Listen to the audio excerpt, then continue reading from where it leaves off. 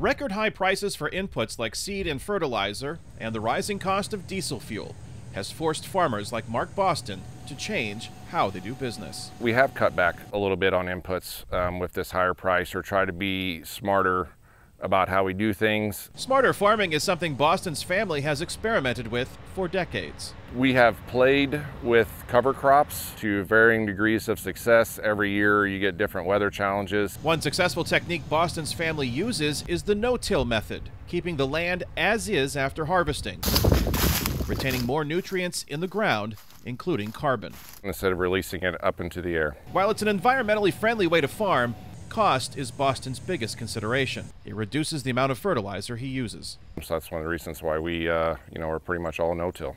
But as rising prices are cutting into his 2022 profits, Boston is experimenting with so-called carbon farming. He's teaming up with Locus Agricultural Solutions, a company that sells products farmers can apply to their fields to aid crop growth, increase carbon content, improve water retention, and reduce dependency on fertilizers. We pay the grower a fee to get the data. Then we also do the soil sampling for that grower. So in that process, we are actually measuring the carbon for the grower through soil sampling.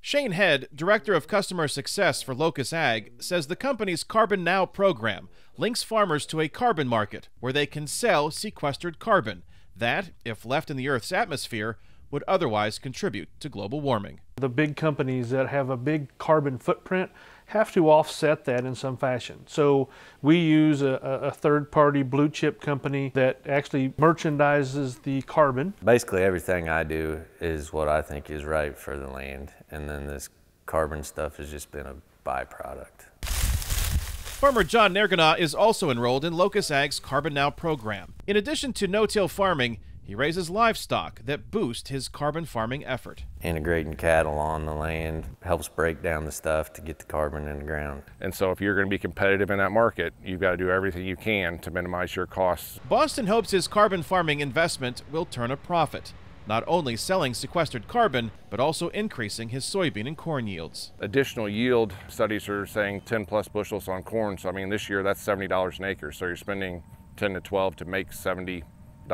That's a 7-to-1 return. As with so much in farming, Boston knows the Carbon Now program is not a sure bet. We've tried other products in a similar vein before and had disasters. Important considerations as farmers cope with an ongoing war in Ukraine that weighs on global supplies and prices.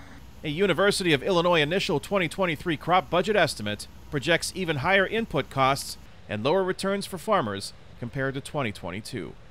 Kane Fairbaugh, VOA News, Glasgow, Illinois.